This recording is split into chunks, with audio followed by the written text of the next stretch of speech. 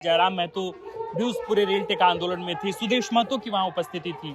आप लोगों को इस कार्यक्रम में कोई बड़े चेहरे, कोई बड़ा नेता, मुख्यमंत्री हेमंत सोरेन या इस तरह का कोई बहुत ऐसा बड़ा निर्णायक चेहरा नहीं दिख रहा है जिससे लग रहा हो कि पॉलिटिकल पावर्स आप लोगों के साथ मौजूद हैं, आप लोगों के सपोर्ट में। रेल टेका जैसे आंदोलन में उन्होंने सामने से आकर समर्थन किया जी। तो क्या हो गया, वे आज एक जाति विशेष के लीडर बन के रह गए ना। एक वक्त हुआ करता था राजनीति में आने से पहले वे युवाओं की आवाज हुआ करते थे, इसे मैं भी नहीं नकार सकती हूँ। पहले वे युवाओं के लिए हीरो के रूप में सामने आए थे, इसमें मैं कोई दो राय नहीं दे सकती। एक आदिवासी लड़की बोल रही है, ये एक आदिवासी लड़की बोल रही है क्योंकि तब उन्होंने आदिवासी अनुसूचित जनजाति सूची में शामिल होने के लिए जो आप लोग सालों साल से जिन मूर्ति की, जिस भगवान की, जिस ईश्वर की आराधना करते आ रहे हैं, आप उसको त्याग करने के लिए तैयार है, फिर आप कैसे खुद को प्रकृति पूजक कहते हैं। रेल रोक लेंगे, डहर छेक लेंगे तो आदिवासी बन जाएंगे क्या? आप तथ्य पर बात करिए ना। देखिए, जयराम महतो हो, सुदेश महतो हो या महतो समाज के कोई भी नेता लीडर हो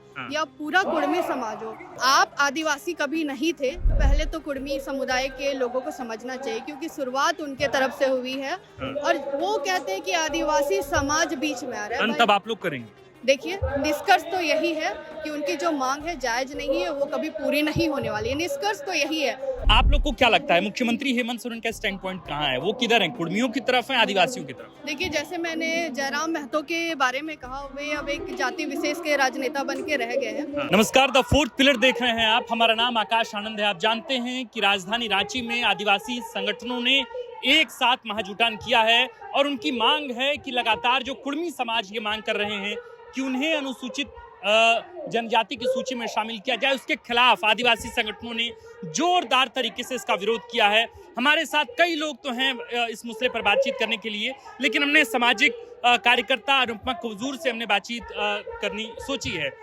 मैडम, सबसे पहले तो आप अपना परिचय दें और साथ में यह भी बताएं कि इस पूरे आंदोलन में आपकी भूमिका क्या है। सबसे पहले सभी को जोहार और मेरा नाम अनुपमा कुजूर है। आपने बताया कि जैसे लगातार कुर्मी समुदाय के लोग अनुसूचित जनजाति सूची में शामिल होने की मांग कर रहे हैं और आदिवासी समाज, पूरा का पूरा आदिवासी समाज इसका विरोध में उतरा है। आपने मेरी भूमिका पूछी। मैं एक आदिवासी समाज की बेटी हूं और जब आदिवासी समाज में कुछ भी गलत होगा, बाहर से दूसरे तीसरे लोग आएंगे हमारे अधिकारों को लूटने के लिए, हनन करने के लिए, तो ये आदिवासी बेटी हमेशा खड़ी रहेगी। और आज इस मैदान में पूरे राज्य भर से, विभिन्न जिलों से, इनफैक्ट दूसरे राज्यों से भी आदिवासी समुदाय के लोग यहाँ पहुँचे हुए हैं और वे जानते हैं कि कुर्मी समुदाय के लोग जो आदिवासी ना कभी थे ना कभी आने वाले दिनों में होंगे, फिर भी वे लगातार राजनीतिक दबाव बनाकर चाहते हैं कि अनुसूचित जनजाति सूची में शामिल हो जाए, तो ये आदिवासी समाज होने नहीं देगा और उसी के विरोध में इस मैदान में पूरे राज्य भर से लोगों का जुटान हुआ है। राजधानी रांची के रामदयाल मुंडा फुटबॉल स्टेडियम में हजारों की संख्या में आदिवासी यहाँ सुबह से ही जुटने शुरू हो गए थे और इसी में अनुपमा कुजूर भी यहाँ पहुंची हैं। आपने देखा हाल के दिनों में किस तरीके से कुर्मी आंदोलन को पॉलिटिकल सपोर्ट भी देखा आपने कि किस तरीके से जयराम महतो भी उस पूरे रेल टेका आंदोलन में थी, सुदेश महतो की वहां उपस्थिति थी।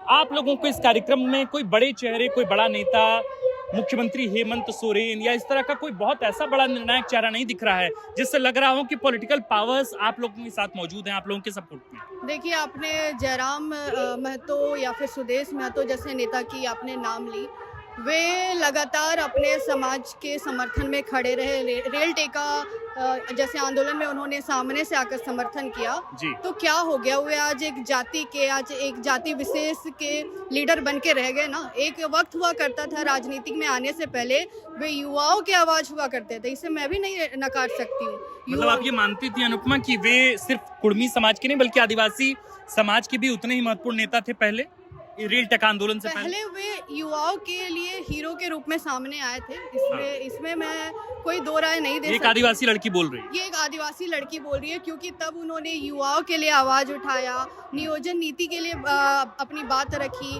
रोजगार के लिए सरकार से सवाल उठाया, तब युवा उनके लिए उनके साथ खड़े थे, पूरे राज्य के युवाओं ने उनका साथ दिया। लेकिन आज एक आंदोलन जो बिल्कुल भी जायज नहीं है कहीं से, तब आप एक जाति विशेष के लीडर बन के रह गए। तो इस जो इंसान, जो नेता इस राज्य का नेता या राज का हीरो बनकर सामने आ सकता था, वे एक अपनी जाति के लिए, अपने समाज के लिए उसी जाति में बंद कर रह गया। और दूसरी बात, वे समाज का प्रतिनिधित्व करते हैं, लोगों के लीडर है, एक विधायक है, तो उनको अपने समाज को एक सही दिशा, एक सही निर्देश देना चाहिए।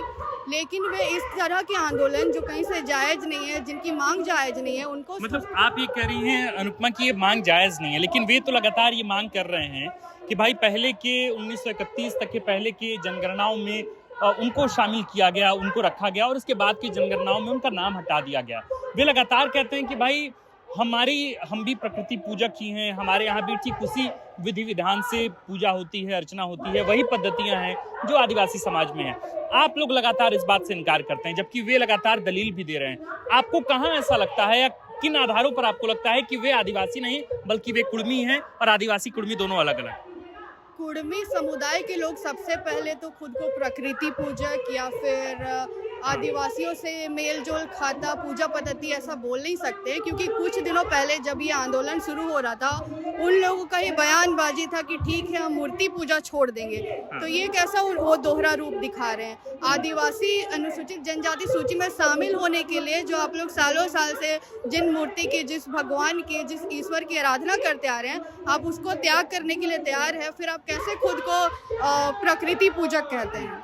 दूसरी बात ये कि 1931 के बाद उनको सूची से हटाया गया, तो उसके पीछे कारण है जिनकी वे बातें नहीं करते। टीआरआई रिपोर्ट को खारिज कर देते हैं, कोर्ट आदेश देता है उसको वो ठुकरा देते हैं। टीआरआई रिपोर्ट के आधार, जैसा मैं हमेशा कहती हूँ कि कभी भी अनुसूचित जनजाति सूची में शामिल होने का एक नियम होता है, एक प्रक्रिया होता है।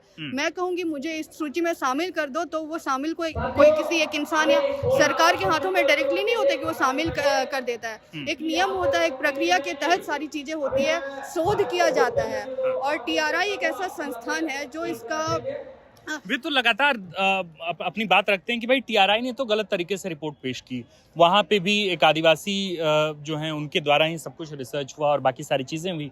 टीआरआई नहीं चाहता है अपने स्तर पे कि कुड़मी भी आदिवासी हो जाए, और इसलिए वे लगातार आरोप लगाते हैं कि टीआरआई ने गलत रिपोर्ट जो है वो पेश की। देखिए, सबसे पहला चीज़, जब वो आदिवासी अनुसूचित जनजाति सूची में शामिल होने की मांग कर रहे हैं, तो टीआरआई रिपोर्ट को भी गलत ठहराएंगे।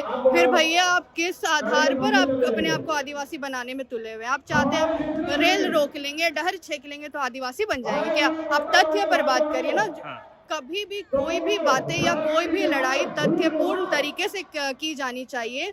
जब टीआरआई रिपोर्ट है, आप उसको ही खारिज कर दे रहे हैं, आप उसको झुठला रहे हैं, उसको झूठा साबित कर रहे हैं, बोल रहे हैं कि वही गलत है, फिर आप किस आधार पर अपनी लड़ाई लड़ रहे हैं? फिर तो आपकी लड़ाई ही जायज नहीं है। जयराम महतो को क्या कहना चाहेंगे आज के इस महाजुटान से, आदिवासियों की आज एकता और उसकी शक्ति प्रदर्शन से क्या मैसेज कुड़मी समाज को जा रहा है आज? और खास करके उनके जो लीडरान हैं, जयराम महतो, सुदेश महतो और बाकी जो कुड़मी समाज के प्रतिनिधि हैं, उनको क्या आज इस धरती से, रांची के इस महाजुटान से मैसेज है? देखिए, जयराम महतो हो, सुदेश महतो हो या महतो समाज के कोई भी नेता लीडर हो या पूरा कुड़मी समाज हो, सबको इस मंच से हमारा यही एक मैसेज है, एक हमारे अंदर की आवाज़ है कि देखिए दादा, आप आदिवासी कभी नहीं थे, तो अपने समाज को एक सही दिशा, एक सही निर्देश दीजिए। जब आदिवासी आप कभी थे ही नहीं, तो आप किस लोभ और किस लालच या आप अपना कोई राजनीतिक, क्या लगता है, क्या लोभ? अगर आप लोग को लगता है कि लोभ का ही मसला है, तो क्या लोभ? सिर्फ रिजर्वेशन वाला मामला है जो लगातार आप लोग उछालती हैं, जबकि वो लोग कहते हैं कि भाई अभी आदिवासियों की आबादी बहुत कम है झारखंड में, हमें अगर उस सूची में शामिल कर लिया जाएगा तो हम ओबीसी कैटेगरी से हट के हम भी एसटी की सूची में आएंगे, और हमारी आबादी लगभग 1 करोड़ के आसपास अनुमानित आबादी है। तो झारखंड में एसटी की जो आरक्षित सीट है, वे जो जातीय जनगणना के बाद कम होने की बात कही जा रही है, वे कह रहे हैं कि अगर हम भी आदिवासी हो गए तो आदिवासी सीट बढ़ जाएंगी न कि घटेंगी, तो फायदा तो आदिवासियों का ही होगा। सबसे पहली बात, कुड़मी समुदाय के लोग आदिवासी नहीं है। दूसरी बात, हम आदिवासियों का ईमान अडिग है।